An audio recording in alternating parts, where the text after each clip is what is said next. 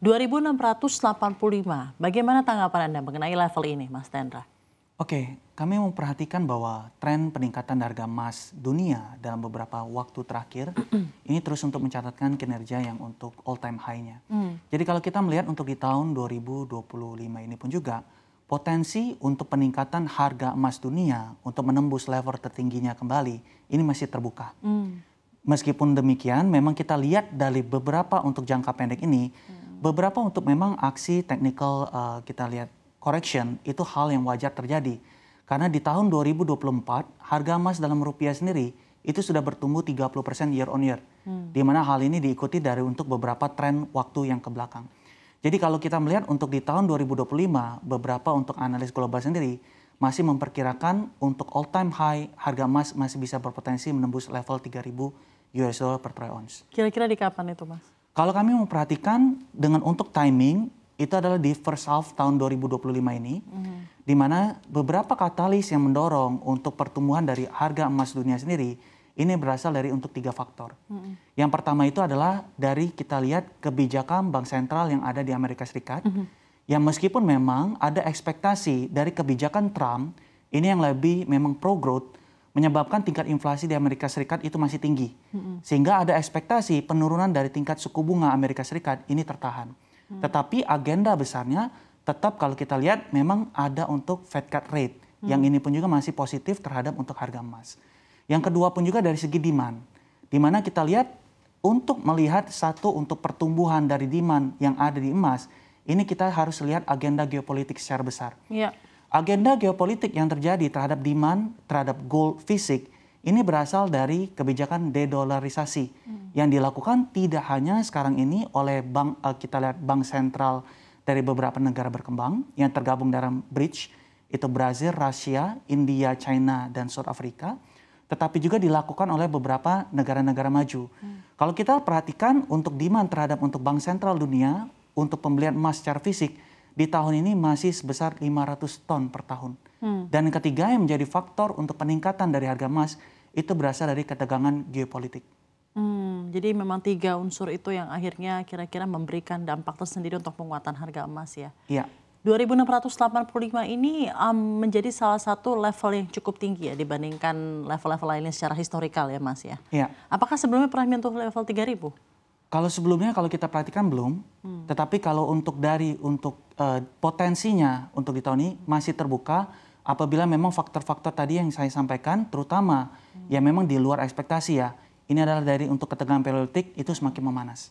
Oke, jadi mungkin ada kemungkinan di first half 2025 menyentuh level all time di 3.000 itu level yang luar biasa tinggi ya. Masih kita belum pernah melihat itu ya di dalam beberapa tahun terakhir ini menyentuh level itu. Paling di 2.000 lah ya Mas, jadi 3.000 ya Mas ya untuk USD per troy ounce. Sekarang masih mengenai kemungkinan penurunan suku bunga di Amerika Serikat di 2025.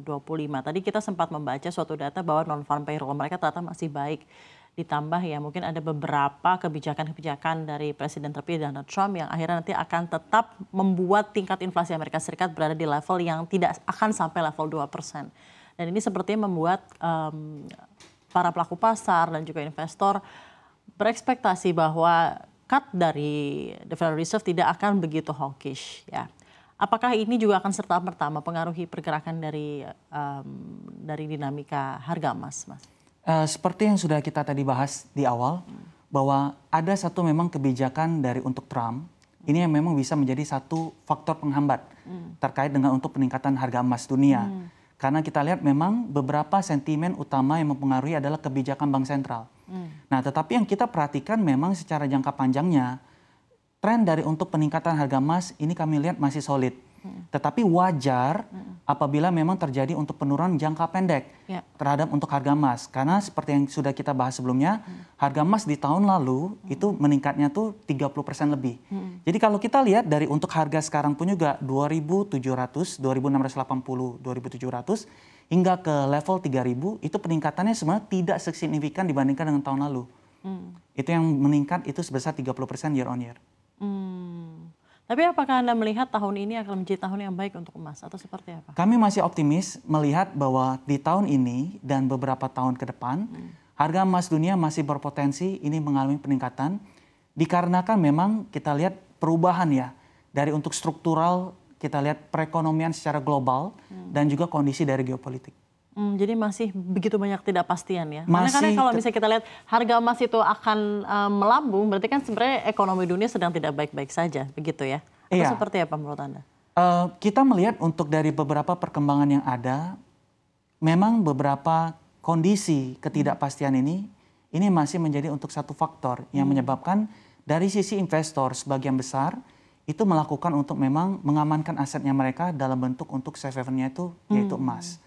Dan yang kedua yang memang kita perhatikan itu adalah agenda dari untuk memang bank sentral hampir seluruh dunia.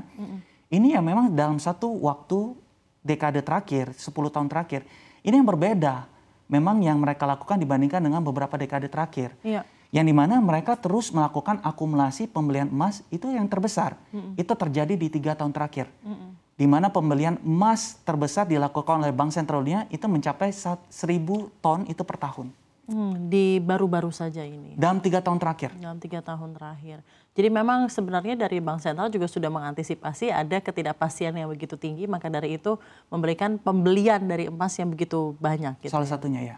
Oke, baik. Di satu sisi apakah menurut Anda kondisi permintaan emas di dalam negeri juga kurang lebih sama?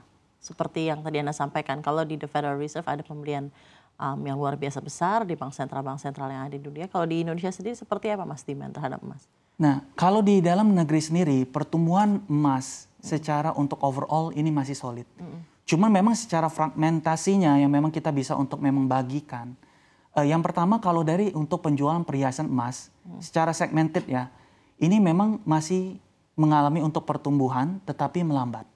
Dikarenakan memang tidak terlepas dari daya beli. Jadi ketika daya beli masyarakat Indonesia ini belum mengalami pemulihan, biasanya pola pembelian terhadap perhiasan ini pun juga bergeser.